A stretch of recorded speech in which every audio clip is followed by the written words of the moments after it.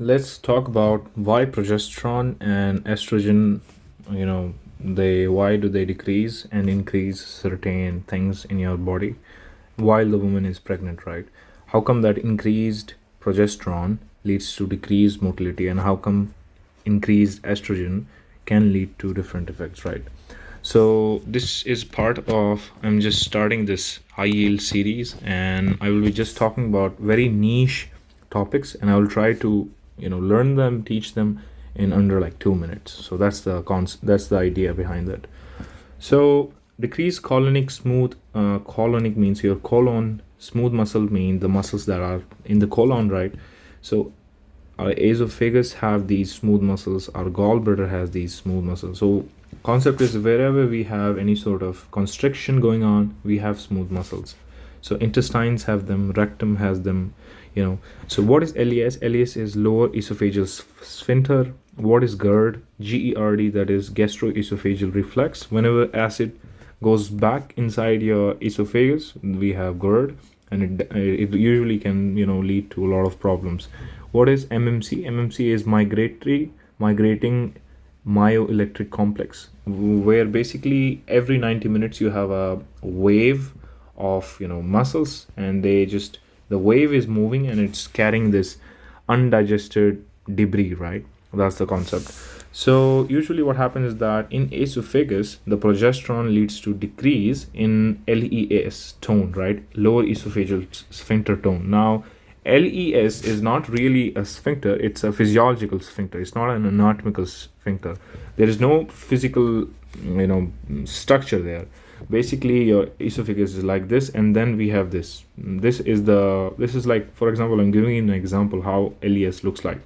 So usually progesterone, really decreases the LES, and that's why we have these complaints of GERD in pregnant women, and we have complaints of a lot of vomiting, and so that's one of the concept. Why I'm going to tell you why exactly happens.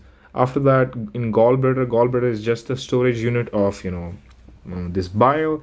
Usually gallbladder puts bile inside the intestine, and then from intestine it goes back into the gallbladder. So it happens like 6 to 8 times, so that we don't have to make bile again and again, because bile is a very ATP expensive shit. So gotta take care of that bile. So estrogen increases cholesterol secretion into bile. I'll tell you why. And progesterone reduces gallbladder motility, right? Motility means movement. Okay. In intestine, the progesterone decreases colonic smooth muscles activity. Again, your intestine becomes really loose, really the compliance increases. And gravida uterus means the pregnant uterus mechanically impedes means it constricts, it compresses the small intestine transit, right? That's why we have this feeling of bloating all the time. Not we, the pregnant woman. I mean, I'm a male, so I don't feel this, but usually pregnant women, they have this feeling of bloating. That's the reason why. In rectum, you can have a lot of hemorrhoids, because usually this gravida uterus, the pregnant uterus, the size of the uterus is actually increases. Once the size increases, it compresses the inferior vena cava, and once the inferior vena cava is compressed, the pelvic veins are also getting compressed, and once they are compressed, we have less venous return to the heart, and then we have increased venous pressure, because again the compression leads to pressure. We have some sort of obstruction, and this venous pressure actually communicates to hemorrhoids. That's how we have formations of little hemorrhoids. That's why.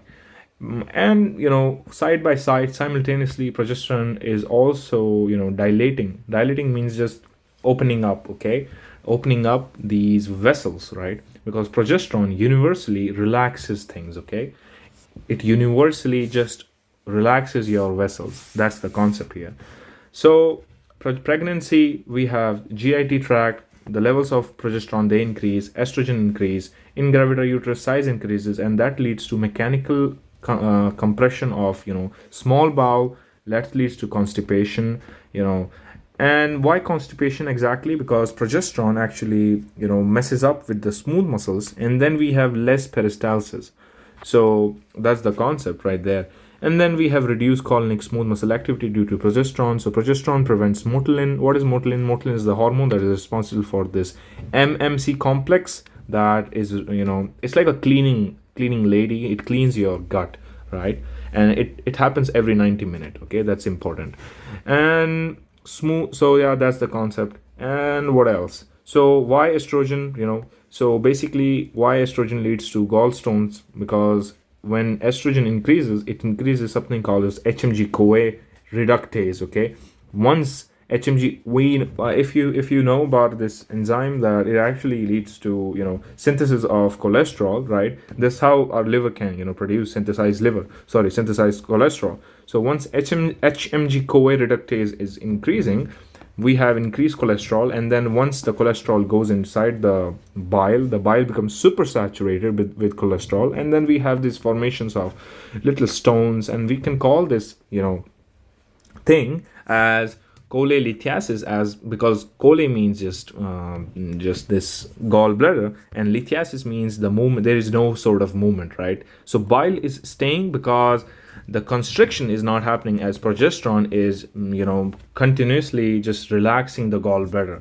So again, I'm telling you, estrogen leads to increased cholesterol in the bile, and then bile stays because of the progesterone, and that's why we have presence of gallstones in pregnancies, right? So again, other thing is that uterus enlarges in pregnancy. It compresses the intestinal walls, and it compresses these walls upward and posteriorly, right? Once we compress these walls upward and posteriorly, it leads to less free movement of the intestine, and then we have something called as bloating effect, right? So we don't have a mechanical bloating exactly, but we don't have a hormonal bloating. We have a mechanical bloating. That's what I'm trying to say. What is flatulence? Flatulence is just you feel like to fart a lot of time. That's why pregnant women fart a lot, because again, they have some sort of obstruction due to this increased gravid uterus, right? So we know why GERD happen, cholestasis happen, cholecystitis. Cholecystitis is just that there is some sort of stone, and then gallbladder is really inflamed. That's the idea of cholecystitis. Constipation is just slow peristalsis plus increased water reabsorption in the large bowel, and it's the opposite of diarrhea, right? In diarrhea, we have very fast peristalsis, and there is almost no water reabsorption. So that's diarrhea. And if you are constipated more than 3 times per week, then you can say that you're really constipated, right? We know bloating, we know flatulence, we know hemorrhoids, right? We know MMC now, GERD, LES, and that's it, I think. So have a nice day.